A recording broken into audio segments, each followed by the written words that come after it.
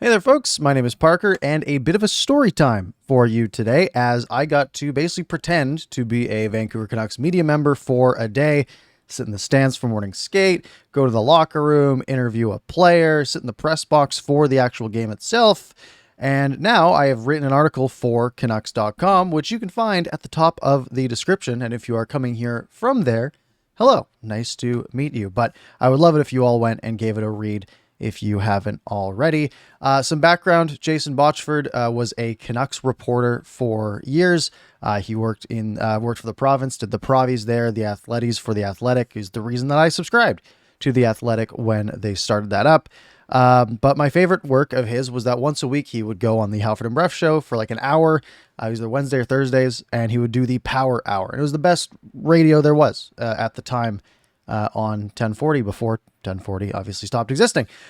He passed away in April of 2019. So then the Canucks, along with the Athletic, created the Botchford Project, where a handful of up-and-coming journalists, I put journalists around my name in air quotes because I'm not a journalist, would have the opportunity to be a media member basically for a day. Sort of like a mentorship program. This is their third year running it. I figured, why not? Let's give it a try. Let's apply.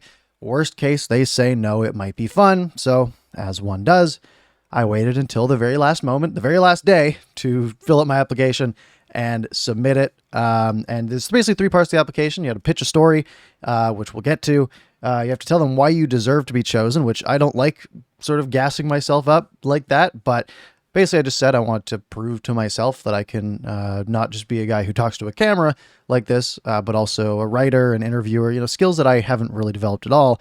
And then number three is a writing sample. So I took one of my videos, turned it into an essay, basically, and submitted that. A couple weeks go by, I get an email saying I've been selected. Awesome. I say, yep, I'm available, whatever. And then I don't hear anything for a while. Like 2 weeks, I'm a little worried. And then about 2 weeks before the game, I finally get, I'm thinking like, did the email go through? What if they didn't get it? Am I just out of luck? Like, what have I done here?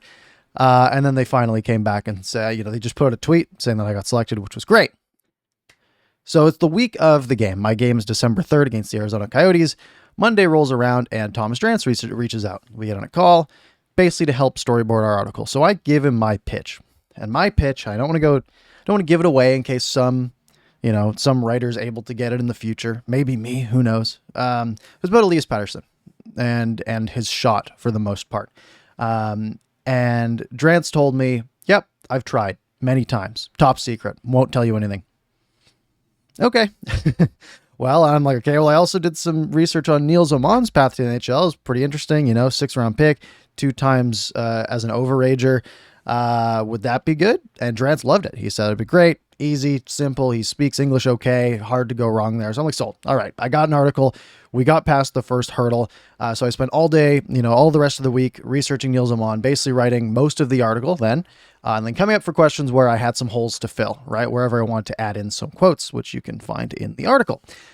Saturday rolls around. We're supposed to get there at 9:45 a.m. I got there like 9:15. I'm like 30 minutes early. I didn't want to be late. So naturally I do 5 laps around Rogers Arena outside in the cold, just killing time. I didn't want to just sit by the media entrance for 30 minutes. That would look weird.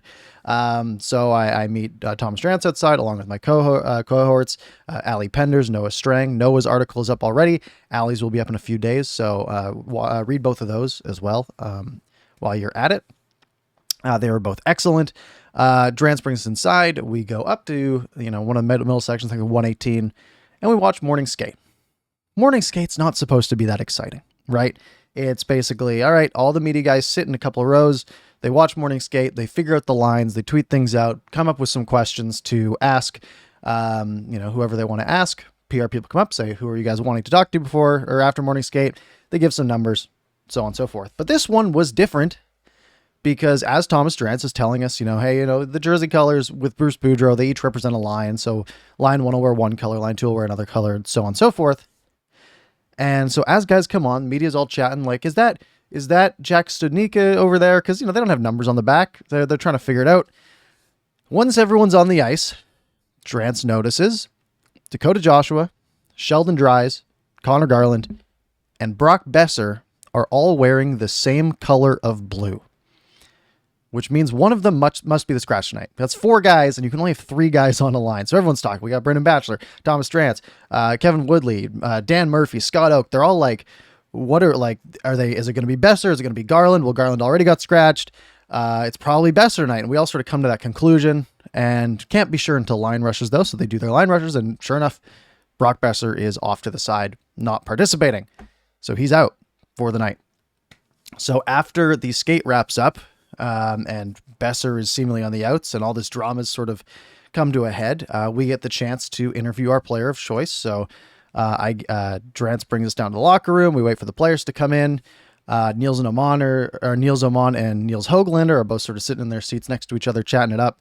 And then I get brought over to Niels Oman when Höglander gets up to go at the shower. So I then sit with Niels Oman for 5 minutes. I've got I've got 2 phones on me just to be safe, both recording. One I've got the questions up, one I'm holding up in the middle, and I'm ready just in case. I didn't want to like lose the recording somehow and then not have anything to go off of and have to try to remember. You can't quote off of memory. It doesn't work. So I sit with them for about 5 minutes, ask all my questions. We reconvene. We go to the Bruce Boudreau room where he does his media availabilities. We have to wait about 20 minutes there till he's done because he usually does a team meeting between that. And then we listen on the scrum, and then we're done for the morning. That's basically it. Shout out to Chris Faber of Canucks Army, who took us all for coffee after that. And then we had hours to kill. So I did nothing until 5:45 p.m. because then it's game time. So we head upstairs. We have dinner with the PR team. Drance is there. J-Pat's there. Then we go to our seats for warm-ups. But wait, Brock Besser's on the ice.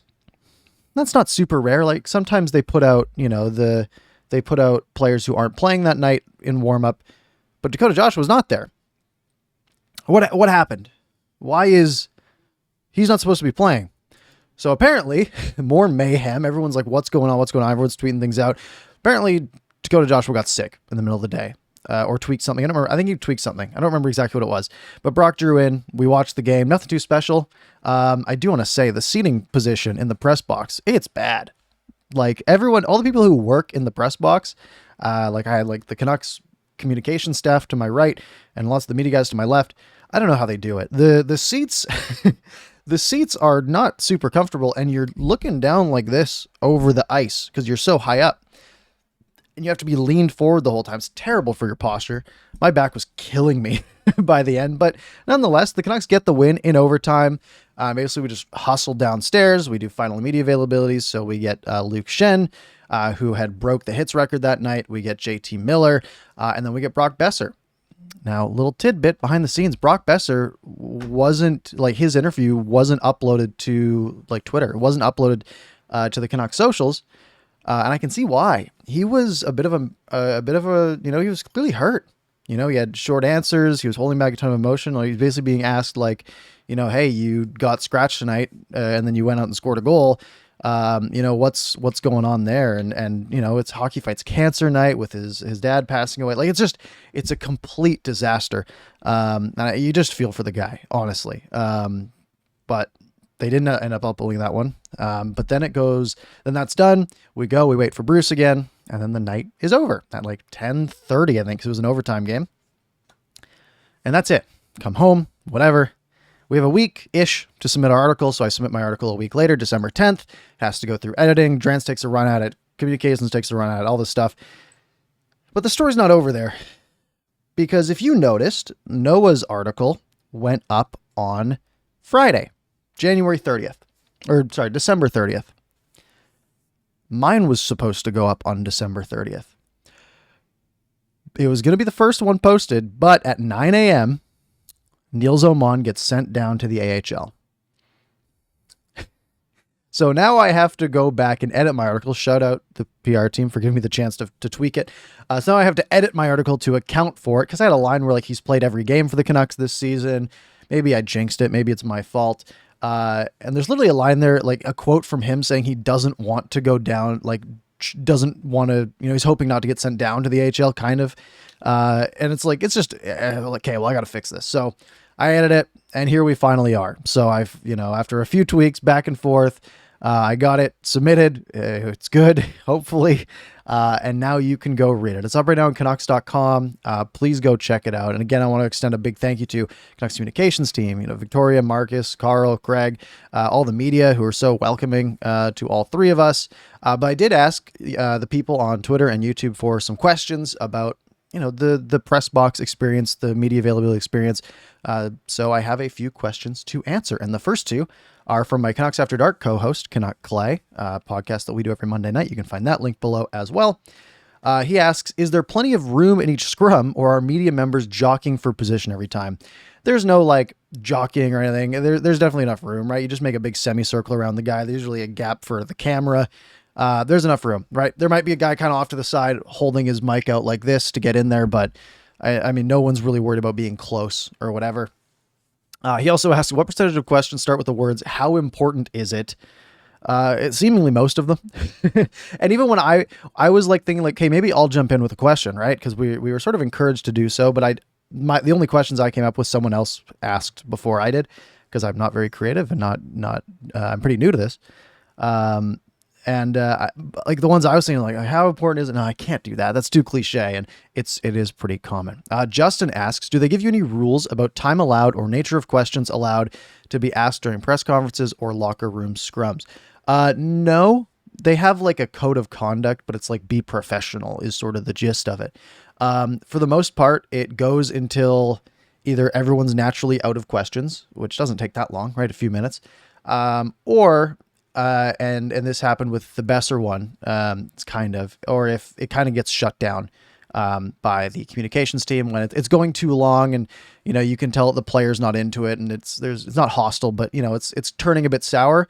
They'll jump in and say, all right, that's enough, right? But that's basically it. Justin also asks, how do they determine who gets access or credentials to attend these conferences? Is it based on reputation or popularity of the media person? To my knowledge, it's all organizationally based. So Thomas Drance doesn't necessarily have a Thomas Drance credential. He has the Athletic credential, because they have one credential.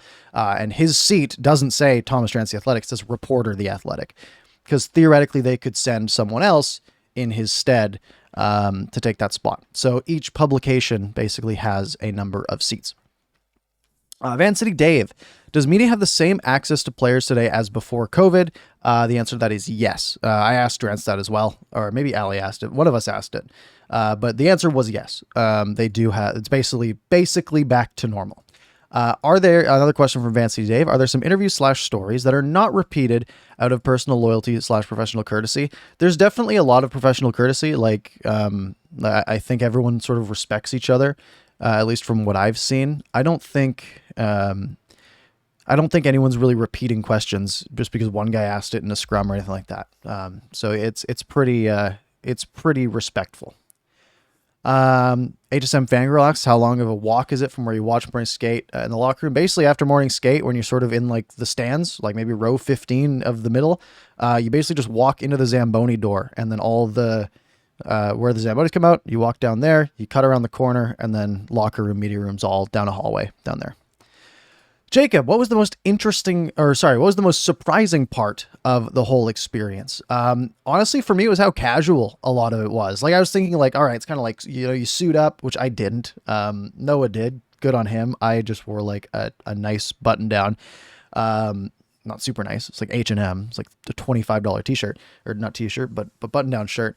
But yeah, people in the press box, I'm sitting with Canucks staff, and we're laughing, we're cheering for whenever Luke Shen gets a hit. I've got the NHL official game sheet up, refreshing every time he bumps someone to see if it counts as a hit. And we're all looking in anticipation.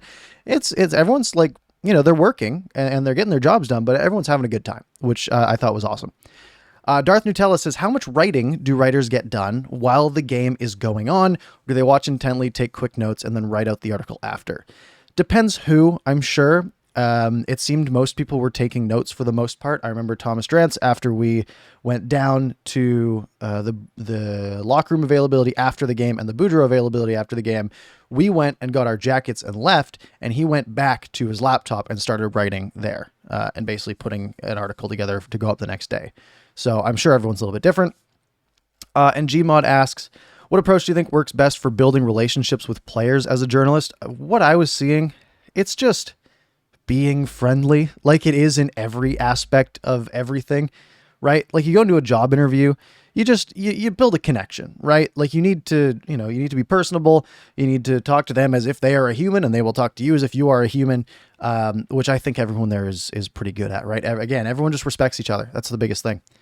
And that's all the questions. And that's basically all that I have for this one. So like I said, if you haven't yet, please go click the article, give it a read. I'd love it if it got like a big bump and they like noticed that it got a lot of people looking at it. I'm sure they track that. So go give it a look. I'd really appreciate it. Again, big thank you to everyone who made this possible, and you guys for subscribing and watching these videos in the past, because I'm sure that played a large role in me getting the opportunity to do that. It was a blast. Hopefully I'll get to do something similar again in the future. And if you see the applications go up next year, give it a try. It's worth a shot. It takes 30 minutes to do an application, maybe an hour. Just go fill it out. Anyways, that's all for me. Make sure you subscribe, hit the like button, do all that good stuff, and I will see you next time.